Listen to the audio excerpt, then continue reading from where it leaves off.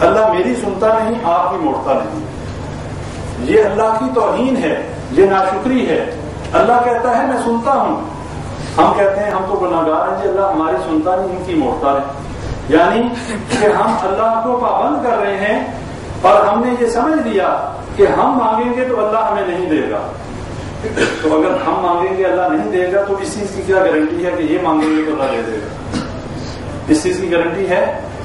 اللہ اس بات پہ جانی کہ اللہ پابند ہے کسی کا. اللہ تو کہتے ہیں میں چاہوں تو حضرت عیسیٰ علیہ السلام اور حضرت مریم علیہ السلام اور جتنی انسانیت سب کو میں مار دوں اور جہنم میں ڈال دوں, مجھے تو کوئی پوچھنے والا نہیں. جب اللہ سے کوئی پوچھنے والا نہیں تو یہ کوئی گارنٹی نہیں ہے کہ ہم اللہ کو پابند نہیں کر سکتے کہ اللہ ہماری نہیں سنتا اور ان بزرگوں کی اللہ ٹالتا نہیں. ہمیں یہ کس نے بتا دیا کہ یہ واقعی جن کو ہم بزرگ سمجھتے ہیں, جن کو ہم اللہ کے ولی سمجھتے ہیں, کیا یہ واقعی اللہ کے ولی ہیں؟ اس بات کی کیا گارنٹی ہے؟ ہمیں تو غیب کا علم نہیں ہے, ہمیں تو پتہ نہیں ہے اللہ کے نزدیک کیا مقام ہے. اسی واقعے میں ایک حدیث آپ کے سامنے رکھتا ہوں. نبی اکرم صلی اللہ علیہ وسلم کے دور میں ایک شخص جو ہے وہ جنگ میں شہید ہو گیا اور صحابہ نے کہنا شروع کر دیا کہ وہ جنت میں پہنچ گیا. وہ اس کے بارے میں اس طرح کی باتیں کرنی شروع کر دی کہ وہ شہید ہو گیا اور وہ اللہ کی جنتوں میں ہے. نبی صلی اللہ علیہ وسلم نے کہا تمہیں یہ کس نے بتا دیا؟ تمہیں یہ کس نے بتا دیا کہ وہ جنتی بھی ہے اور وہ شہید بھی ہو گیا؟ اللہ نے اس کی شہادت کو قبول کر دیا. میں تو اسے جہنم میں دیکھ رہا ہوں. کیوں؟ مال غنیمت میں سے ایک چادر چوری کرنے کی وجہ سے وہ جہنم میں ہے. بظاہر لوگوں کے سامنے اللہ کے راستے میں جان بھی دی, اپنی جان جو ہے اس نے قربان کر دی. بظاہر لوگوں کو یہی نظر آ رہا ہے کہ اللہ کے راستے میں اپنی جان گنوانے والا شہید ہوتا ہے, لیکن ہم کسی کے بارے میں یہ حتمی رائے ہم قائم نہیں کر سکتے کہ یہ جنت میں گیا, یہ جہنم میں گیا, یہ اللہ کے نزدیک اس کا کیا مقام ہے. ہم کوئی اتھارٹی نہیں ہے کسی کے بارے میں یہ رائے قائم کرنے والے. تو ہمیں اس بات سے یہ پتا چلا کہ ہمیں اللہ سے ڈائریکٹ مانگنا چاہیے, کسی واسطے اور وسیلے کی طرف نہیں جانا چاہیے. اور یہ واسطے اور وسیلے کس قسم کے ہیں؟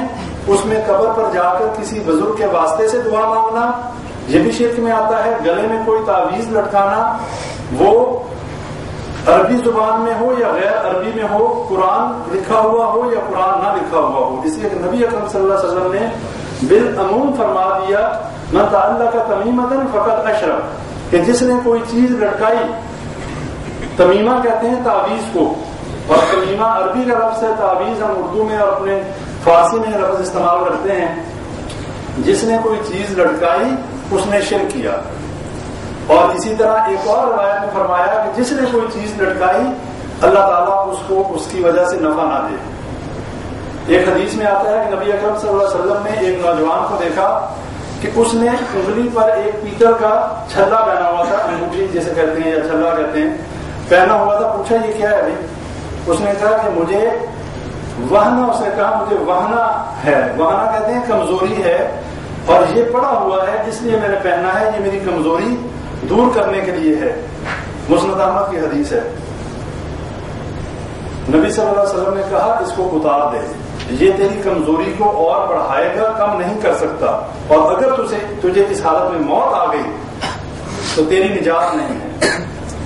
اب ہمیں یہ دیکھ لینا چاہیے کہ کہیں ہم کوئی ایسے چھلے, ایسے تعویذ, ایسے دھاگے, اس طرح کی چیزیں پہن کے ہم بڑے اپنے آپ کو پرسکون محسوس کرتے ہیں, اور اس کے بعد ہم اللہ کی عبادت بھی کرتے ہیں, اللہ کے آگے ہم جو ہے سجدے بھی کرتے ہیں. تو کہیں ایسا تو نہیں کہ ہم نے بھی ایسی چیزیں پہنی ہوں اور اللہ کی عبادت بھی کر رہے ہوں, اس لیے کہ اللہ شرک کی موجودگی میں عبادت قبول نہیں کرتا. اگر ہم میں سے کسی کے بھی ذہن میں یہ بات ہے, آپ لوگ شرمائے نہیں, ادھر جو جتنے بھائی بیٹھے ہیں جس کے ذہن میں کوئی بات ہو اوپنلی ڈسکس کر سکتا ہے, پوچھ سکتا ہے. اگر میری بات سمجھ میں نہ آئے, ہو سکتا ہے کہ یہ دفعہ بات جلدی میں ہوتی ہے, نہیں سمجھ آتی ہوگی, لیکن آپ پوچھ سکتے ہیں.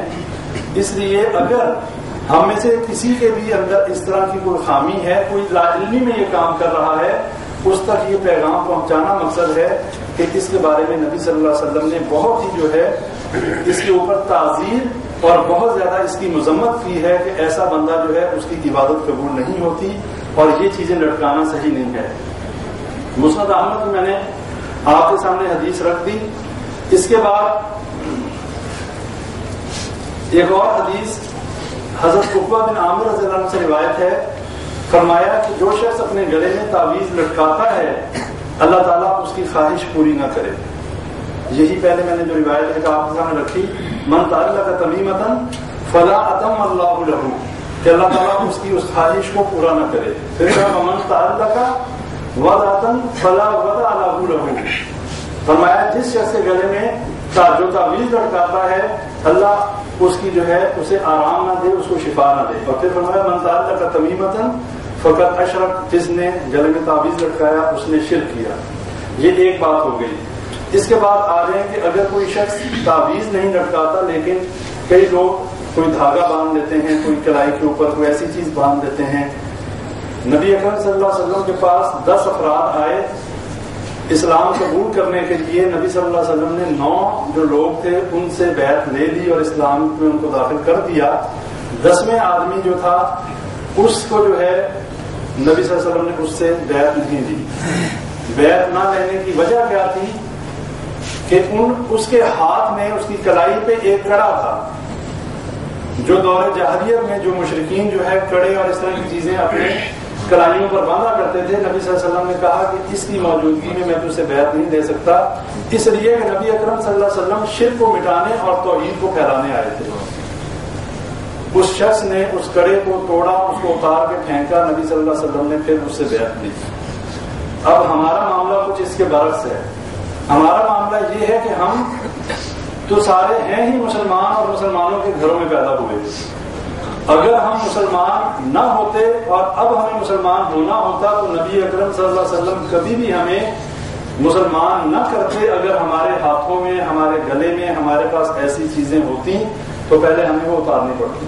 اب چونکہ ہم مسلمانوں کے گھر میں پیدا ہوئے اور مسلمانوں کے گھر میں پیدا ہونے کے بعد اگر ہم یہ کام کریں گے تو شرک ہے. اس کا نام بے شک جو بھی رکھ لیں.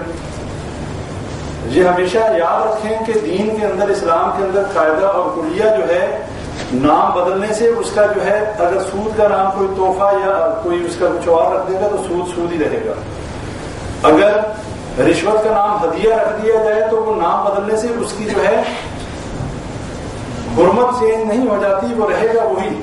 سود رہے گا. اب شراب جو ہے شراب رہے گی، اسے مشروب کا نام دے دیں. اس کے علاوہ جو ہے رشوت جو ہے اس کو ہدیے کے نام سے دیں لیکن وہ رشوت ہی رہے گی.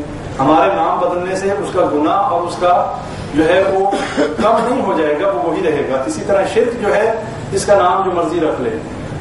بزرگوں کی محبت کا نام رکھ لیں، ان کی عقیدت کا نام رکھ لیں کہ ہم ان سے تو نہیں مانگتے، ہم تو اللہ سے مانگتے ہیں، ہم تو صرف ان کو اللہ کے نیک بندے سمجھتے ہیں. یہی عقیدہ مشرکین مکہ کا بھی تھا. اب آگے یہ بات بھی کلیئر ہو گئی. سیدنا حذیفہ رضی اللہ عنہ سے روایت ہے کہ وہ ایک شخص کی بیمار کرسی کے لیے گئے. اس شخص نے ایک دھاگا باندھا ہوا تھا تو اس سے پوچھا کہ یہ تو نے دھاگا کیوں باندھا ہوا ہے، یہ کیا وجہ؟ اس نے کہا یہ میرا پڑا ہوا ہے، میں نے کسی سے اس پہ دم کروایا ہے اور یہ جو ہے اس بیماری کو دور کرنے کے لیے ہے. حضرت حذیفہ رضی اللہ عنہ فرمانے لگے کہ اس دھاگے کو توڑ دیا اور فرمایا کہ اگر اس دھاگے کی موجودگی میں تو مر جاتا میں تیرا جنازہ نہ پڑتا. اور آپ کو یہ پتہ ہونا چاہیے کہ کسی مسلمان کا جنازے کا پڑھنا جو ہے، جنازہ پڑھنے والے کے لیے اگر صرف جنازہ پڑھے تو 1 رات ثواب ہے، اور اگر اس کو جنازہ پڑھنے کے بعد اس کو دفن بھی کرے تو اس کے لیے 2 رات کا ثواب ہے. اور یہ 2 رات جو ہیں یہ بہت پہاڑ جتنے ہیں. اتنا ثواب ہے کسی بندے کا جنازہ پڑھنا. اور جس مرنے والے کا جنازہ 40 لوگ جو مواحد ہوں، مواحد یعنی کہ جو شرک کرنے والے نہ ہوں، جن کا عقیدہ توحید بالکل صحیح ہو، ایسے 40 لوگ جس بندے کا جنازہ پڑھیں اس کے لیے اللہ تعالیٰ ان کی سفارش قبول کرتا ہے اور اس کی مغفرت فرما دیتے ہیں. لیکن اگر جو